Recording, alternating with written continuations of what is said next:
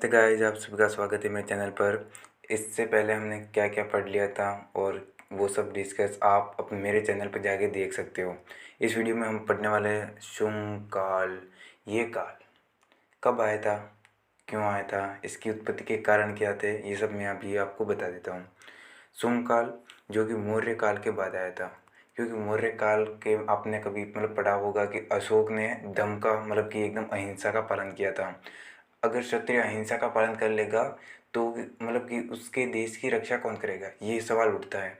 तो उनके कि जो भी मौर्य वंश के राजा थे वो सब अहिंसा का पालन कर रहे थे, लेकिन ये सही बात नहीं थी क्षत्रिय के लिए।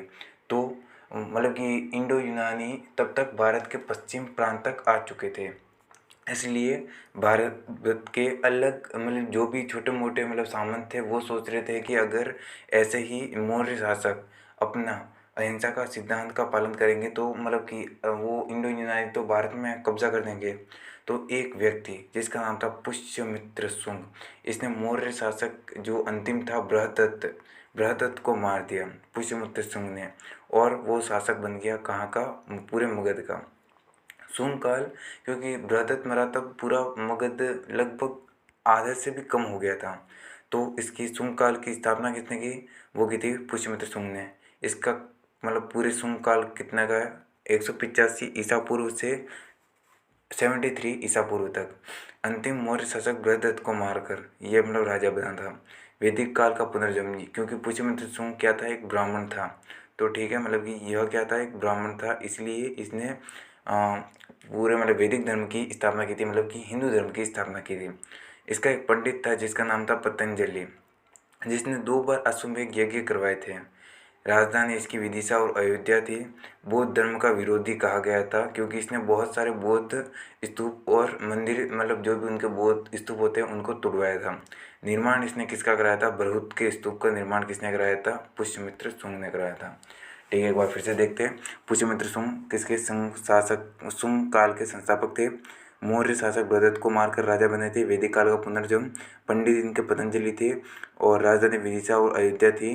बौद्ध धर्म के विरोधी कहा गया था, और 2 बार अश्वमेध यज्ञ करवाए थे, और बृहद का स्तूप का निर्माण कराया था। ठीक है। पुष्यमित्र शुंग का एक पुत्र था जिसका नाम था अग्निमित्र। अग्निमित्र को सिर्फ एक के लिए जाना जाता है, वो है कालिदास का नाटक था एक, मालविकाग्निमित्रम। इस नाटक के लेखक कौन थे, कालिदास। कालिदास ने इस लेखक में अग्निमित्र और उसकी जो प्रेमिका थी उनकी कहानी का वर्णन किया गया है। पुष्यमित्र शुंग ने मिनांडर जो कि इंडो यूनानी था उसको हरा के कि उसको पश्चिम की तरफ से पीछे हटाया था। बागभद्र जो कि अग्निमित्र के कि उनके बाद का एक वंशज था। और बागभद्र के समय एंटियालकिड्स ने एक राजदूत हेलियोडोरस इसके दरबार में भेजा। हेलियोडोरस ने विदिशा के गरुड़ स्तंभ पर स्थापित किया था। तो ये प्रश्न आ सकता है, विदिशा का गरुड़ स्तंभ लेख किससे संबंधित है, वो शुंग काल से। किस समय, बागभद्र। किसने, हेलियोडोरस ने। हेलियोडोरस किसका राजदूत था, वो था एंटियालकिड्स का। जो कि शुंग शासक थे उनका अंतिम शासक कौन था, वो था देवभूति। और देवभूति को किसने मारा था, वासुदेव ने, जो कि एक कर्ण वंश का शासक था। कर्ण वंश कोई बड़ा शासक नहीं है। कर्ण वंश का जो अंतिम शासक होगा उसको मारकर सातवाहन वंश की नींव डलेगी। कर्ण वंश का अंतिम शासक होगा सुशर्मन। ठीक है, सुशर्मन को मारकर सातवाहन वंश की नींव डलेगी, जो कि हम अगले वीडियो में डिस्कस करेंगे। तब तक के लिए थैंक यू।